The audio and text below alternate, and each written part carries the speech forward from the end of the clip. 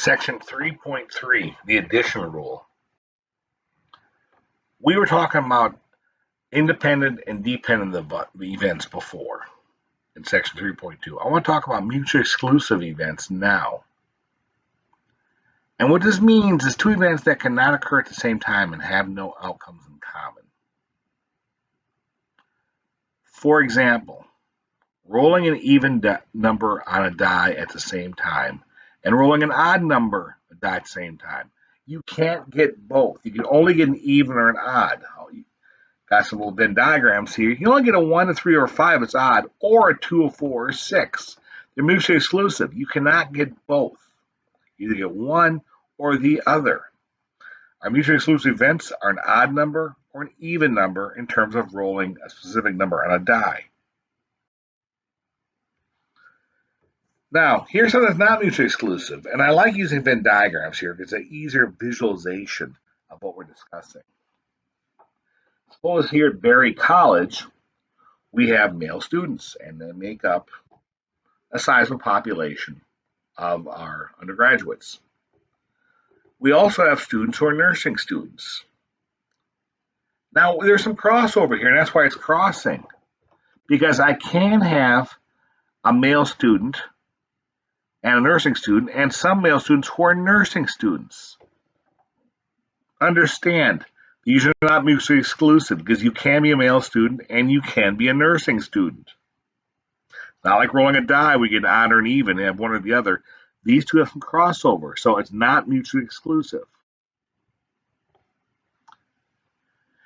And if they're not mutually exclusive, you really have to understand where they overrun and subtract that amount. Otherwise, you're counting twice.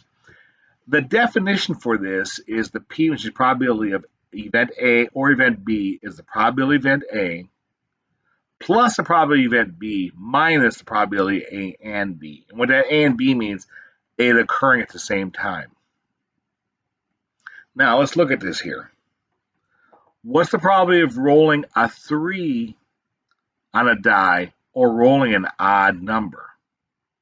I'm sorry, rolling less than a 3. Well, we get if you roll less than 3, that means it could be 1 or 2. There are two possibilities. Now, what's the probability of rolling an odd number when our 3 odd numbers on a die are 1, 3, and 5?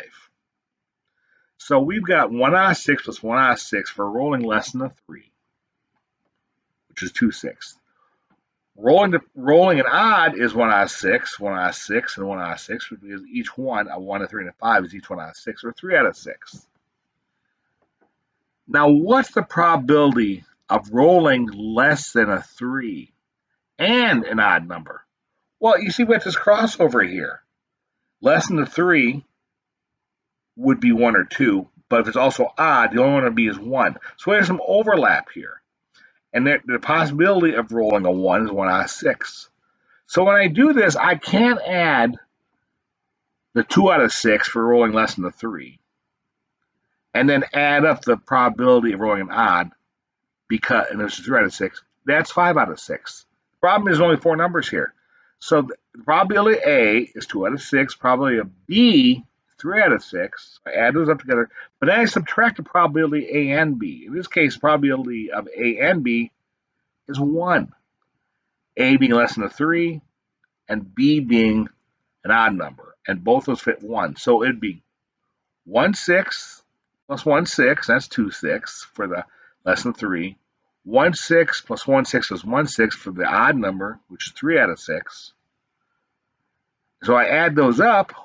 2/6 plus 3/6 is 5/6, but then I subtract where they're both simultaneously the same thing, the A plus B, that's 1. So it'd be 2/6 plus 3/6 minus 1/6. So I get 2/3, or 4 out of 6. And that makes sense here, because you see there's 4 unique numbers on here.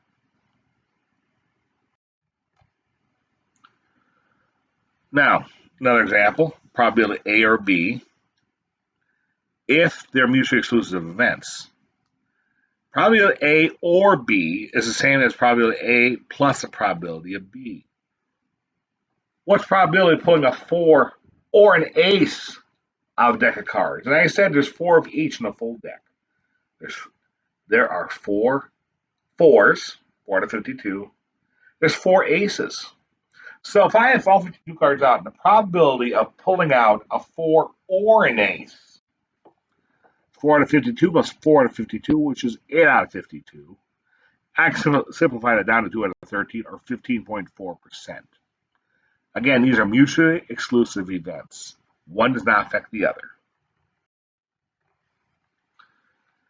I got a sales table here, and I'm going to use this sales table to see how I expect people to do in the future, just a rough forecast estimate. I got sales volumes from 0 to 24,999, 25 to 49,999, and I got number of months they sold those amounts. And this is 36 months total, or about 3 years. So if I want to know what's the probability of selling between 75 and 99, I'd look at this number here. It had 7 months out of 36. If I want to know between 100,000 and 124, that'd be 9 out of 36. And the probability of selling between 75 and 129, 124 and 999 would be 7 out of 36 plus 9 out of 36, which is 16 out of 36, or 44.44%. Now here's one.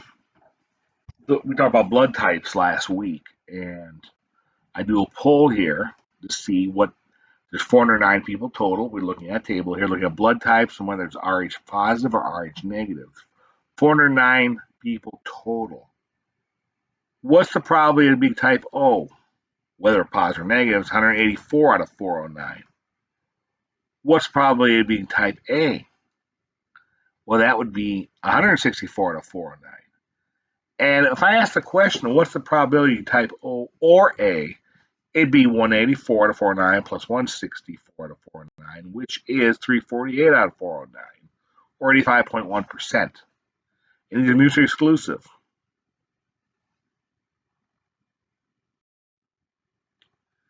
Now, this is where we have to be more careful. These are not mutually exclusive. What's the probability of being a B or Rh negative? Probability of being B is 45 out of 409. It's easy.